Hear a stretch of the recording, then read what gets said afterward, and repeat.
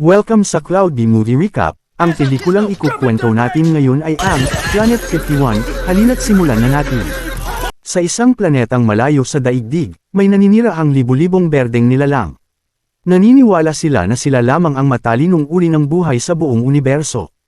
Para sa kanila, ang mga tao ay higanteng halimaw na may matutulis na kuko at kumakain ng utak ng ibang nilalang. Mayroon din silang sinehan, at ang pinakasikat na genre ng pelikula ay tungkol sa pagsalakay ng mga tao sa kanilang mga planeta. Dahil sa mga pelikulang ito, naniwala ang lahat na ang mga tao ay walang iba kundi mga halimaw. Isang batang nagngangalang Ekel ang mahilig sa mga ganitong pelikula at madalas na lumiliban sa paaralan upang manood sa sinehan. Isang araw, nahuli siya ng kanyang ina at isinama sa field trip ng paaralan sa obserbatoryo ng Kalawakan. Doon, isang estudyante sa mataas na paaralan na nagngangalang Lem ang nagbibigay ng presentasyon tungkol sa kalawakan at sa mga posibleng buhay sa iba't ibang planeta.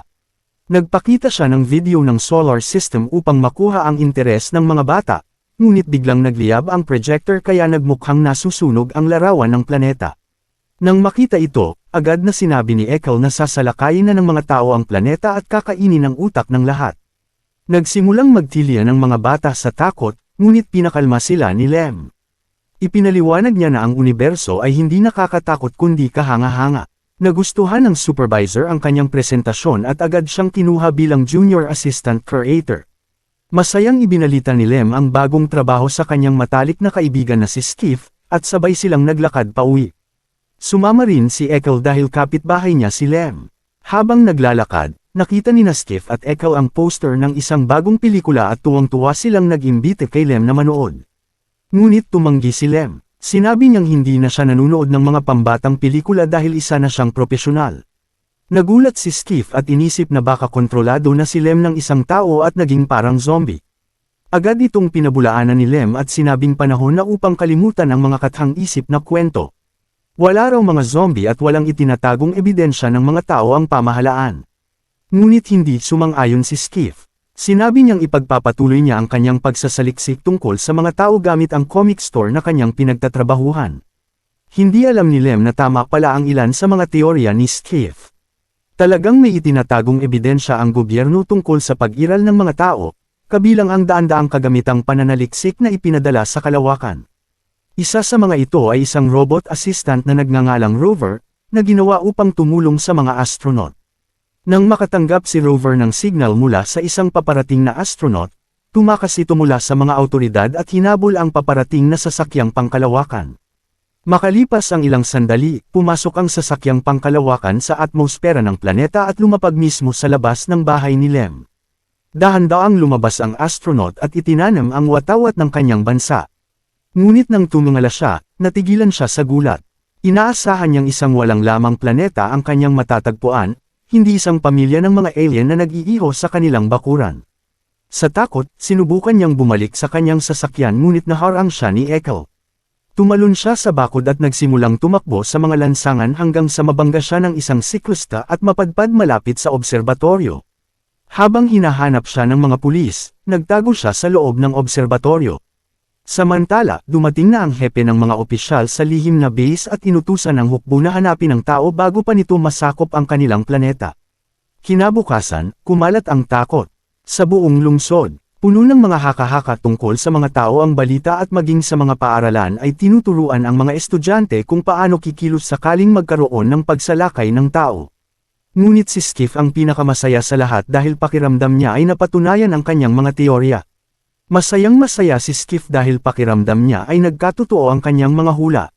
Nagsimula na siyang gumawa ng plano para mabuhay sakaling magkaroon ng pananakop at naghanda pa ng mga kagamitan upang magtago sila sa mga kuweba.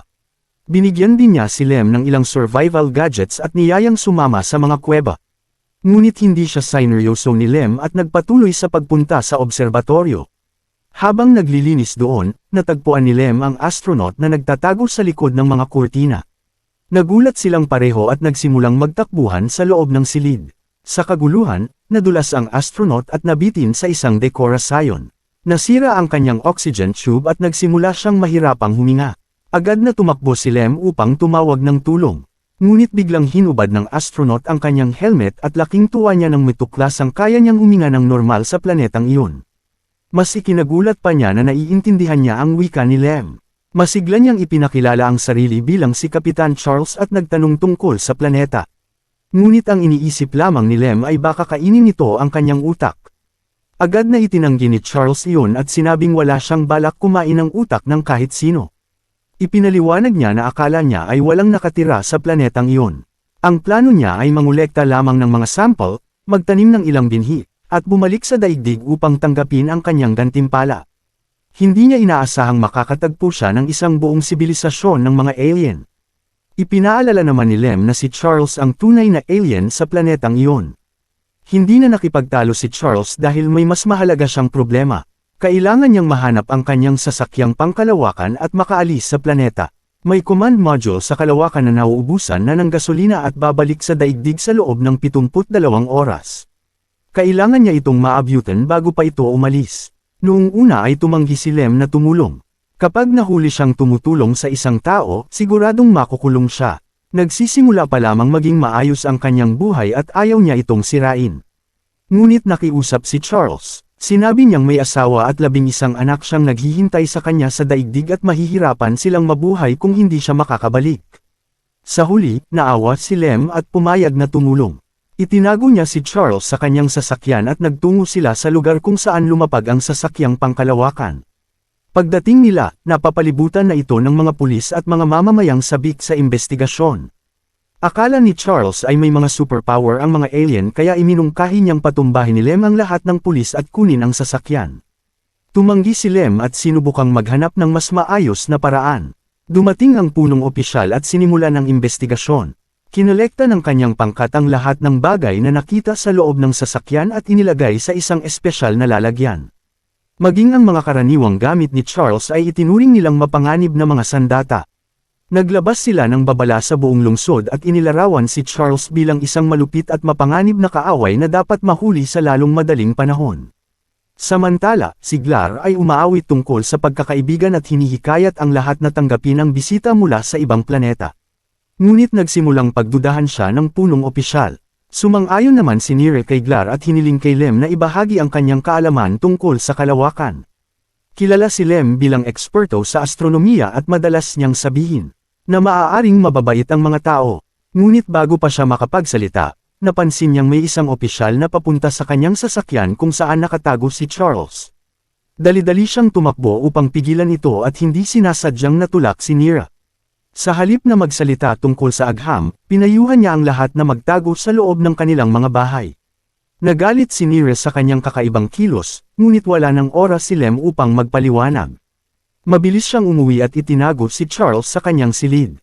Dahil mahigpit na binabantayan ng daan-daang pulis ang sasakyang pangkalawakan, hindi makakaalis si Charles anumang oras sa lalong madaling panahon.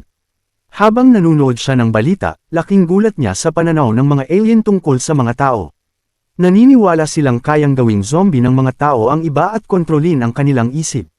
Bukod pa rito, ipinag-utos ng gobyerno na arestuhin ang sinumang tutulong sa tao. Hindi makapaniwala si Lem. Kahapon lamang ay maayos ang kanyang buhay, ngunit ngayon ay isa na siyang wanted na kriminal. Naniniwala pa rin si Charles na mas mabuti ang kalagayan ni Lem dahil hindi ito naipit sa isang kakaibang planeta. Kinabukasan, muling binisita ng punong opisyal ang sasakyang pangkalawakan upang suriin ang investigasyon. Gusto niyang mahuli ang astronaut sa lalong madaling panahon at pag-aralan ang katawan nito. Inutusan niya ang mga pulis na halughugin ang buong bayan, kahit pa kailangan nilang magbahay-bahay. Samantala, si Rover ay gumagala sa mga lansangan at nakarating sa lugar ni Lem. Nakipagkaibigan ito sa aso ni Lem, na tumulong upang mailihis ang atensyon ng mga pulis.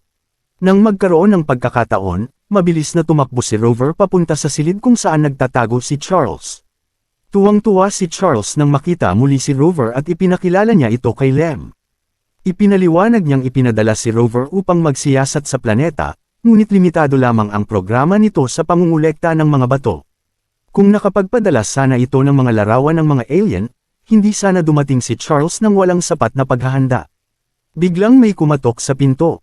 Si Ekel pala iyon. Sa halip na matakot sa astronaut, humingi pa siya ng autograph. Maya-maya ay may kumatok na naman. Dumating si Skiff upang ikwento ang natuklasan niya noong nakaraang gabi. Nakita niya si Rover sa kalsada ngunit hindi niya inaasahang itinatago ni Lem ang mismong astronaut sa kanyang silid. Nakiusap si Skiff kay Charles na huwag siyang kainin at bilang kapalit ay ituturo niya ang pinakamatatabang alien na maaaring gawing hapunan. Habang sinusubukan ni Lem na ipaliwanag na mabait si Charles, may kumatok muli. Mga pulis naman ang dumating para sa regular na inspeksyon. Nang makita nila ang astronaut, natakot sila ng husto at nakiusap na huwag silang gawing mga zombie. Napansin ni Charles kung gaano sila katakot kaya nakaisip siya ng plano. Nagkunwari siyang kinokontrol niya ang kanilang mga isip. Dahil dito, naniwala ang mga pulis na sila ay naging mga aliping zombie.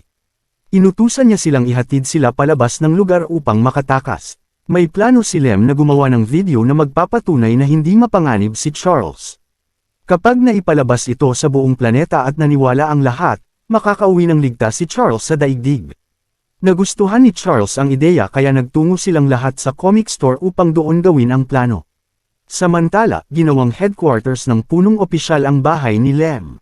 Nang mapansing nawawala si Lem, ipinatawag niya ang isang propesor upang siyasatin ang kanyang silid. Nakakita ang propesor ng balot ng tsokolate ni Charles at inakala itong isang liham ng pagbabanta. Dahil dito, naniwala ang opisyal na kinidnap si Lem at ginawang zombie ng tao. Habang nasa comic store, tahimik na iniisip ni Lem si Nira. Ibinahagi niya ang kanyang nararamdaman kay Charles, na nag-alok na turuan siya ng mga paraan ng panliligaw. Ayon kay Charles, dapat maging matapang si Lem at gumawa ng hakbang sa halip na mahiya. Hindi gaanong pinansin ni Lem ang payo at lumabas upang maghanap ng mamamahayag. Kailangan nilang may palabas ang video bago sila mahanap ng mga pulis. Sa daan, nakita niya si Nira at sinubukang gamitin ang mga payo ni Charles. Ngunit sa halip na maging maayos ang usapan, sinumbatan siya ni Nira. Akala raw niya noon ay bagay silang dalawa, ngunit ngayon ay ayaw na niyang makasama si Lem. Ayon kay Nira, nang tawagin ni Lem na mga halimaw ang mga tao, ipinakita lamang nito na madali siyang maniwala sa anumang sabihin ng iba. Sa halip na magpaliwanag, ginawa ni Lem ang mga itinuro ni Charles. Nainas si Nira at itinulak siya bago lumayo kasama si Glar.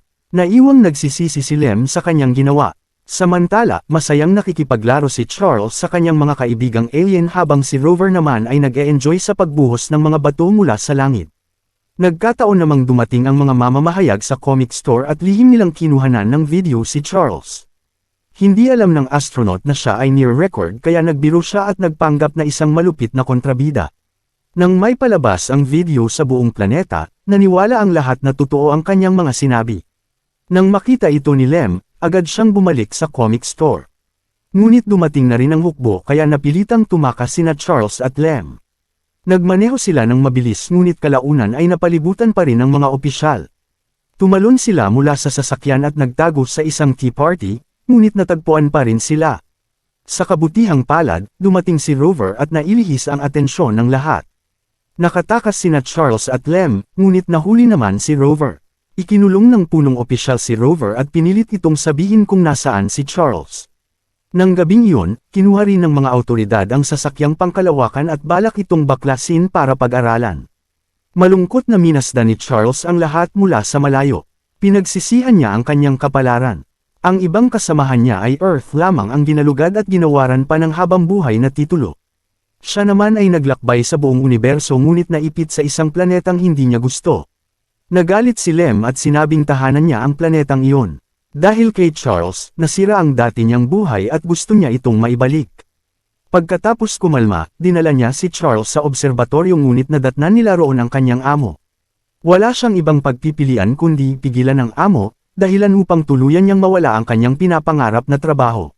Dahil sa sobrang pagkadismaya, sinabi ni Lem kay Charles na kainin na lamang ang kanyang mga laman loob dahil wala na siyang pakialam sa kanyang miserableng buhay. Habang nakaupo siya at nakatingin sa kalangitan, itinuro ni Charles ang isang maliit na pulang bituin at sinabing iyon ang araw na iniikutan ng daigdig. Ipinaliwanag niyang may bilyon-bilyong iba pang kalawakan na katulad nito. Nagulat si Lem. Hindi niya akalaing ganoon kalawak ang universo. Pakiramdam niya ay mali ang lahat ng natutuhan niya. Ngunit iba ang pananaw ni Charles. Ayon sa kanya, hindi naman siya ganoon kagaling. Marami lang siyang narating dahil sa kanyang magandang hitsura at automatiko pa nga ang pagpapatakbo ng kanyang sasakyan. Samantalang si Lem ay nagsapanganib ng buhay upang tulungan ang isang estrangherong mula sa ibang planeta. Dahil dito, dapat daw ipagmalaki ni Lem ang kanyang sarili. Dahil sa mga salitang iyon, nagkaroon muli ng pag-asa si Lem. Nagpasya siyang tulungan si Charles na mahanap ang kanyang sasakyang pangkalawakan. Upang magawa iyon, kailangan muna nilang mahanap si Rover dahil ito lamang ang makakatulong sa paghahanap ng lokasyon ng sasakyan. Dahil hinahanap na sila ng mga awtoridad, hindi sila maaaring basta-bastang maglibot sa bayan. Ngunit may plano si Lem. May bagong pelikulang ipapalabas ng gabing iyon at lahat ng manunood ay magsusuot ng kasuotang astronaut. Nakihalo sina Lem, Charles at kanilang mga kaibigan sa karamihan. Sa kasamaang palad, napili sila bilang mga finalist sa isang costume contest at dinala sa entablado. Samantala, muling nakatakas si Rover at nakarating sa sinehan. Tuwang-tuwa si Charles nang makita ito, ngunit hindi niya alam na ginagamit pala ito ng punong opisyal bilang pain. Napalibutan ng mga opisyal ang buong lugar at nahuli si Charles. Sumigaw si Lem na wala namang masamang balak ang astronaut, ngunit naniwala ang lahat na kontrolado lamang siya ng isip ng tao. Upang iligtas si Lem, nagkunwari si Charles na pinapalaya niya ito mula sa kanyang kontrol. Nagpasalamat siya kay Lem at hiniling na ipagpatuloy nito ang kanyang buhay. Dinala sina Charles at Rover sa lihim na base, habang si Lem naman ay pinarangalan bilang isang bayani. Ngunit hindi siya naging masaya. Pinagsisihan niyang iniwan si Charles sa panganib. Kaya't nagpasya siyang iligtas ang kanyang kaibigan. Kasama sina Nira at iba pang mga kaibigan, natagpuan nila ang lihim na pasukan ng base camp at nakapasok sa loob. Gumapang sila sa mga bentilasyon hanggang marating ang silid kung saan balak ng paghiwa-hiwalayin ang katawan ni Charles para sa pag-aaral. Sa tamang oras, napigilan ni Rover ang propesor at nailigtas si Charles. Nang makuha na nila ang sasakyang pangkalawakan, napalibutan naman sila ng hukbo.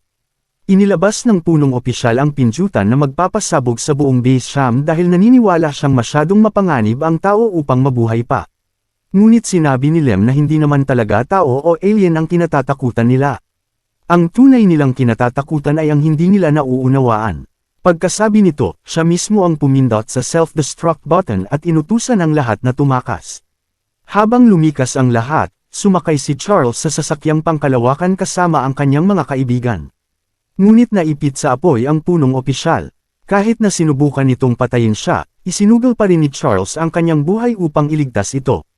Pagkatapos, pinalipad niya ang sasakyang pangkalawakan at ipinakita sa lahat ang kagandahan ng kalawakan. Nang bumalik sila sa lupa, hindi na pinayagan ng punong opisyal na saktan pa si Charles. Sa halip, pinarangalan nila siya dahil sa pagbubukas ng kanilang mga isip tungkol sa napakalawak na universo. Bago umalis, nagpasalamat si Charles sa lahat at nangakong makikipag-ugnayan muli kapag nakabalik na siya sa daigdig. Ngunit si Rover ay nagpasyang manatili sa planeta upang magsimula ng bagong buhay kasama ang kanyang mga kaibigang alien.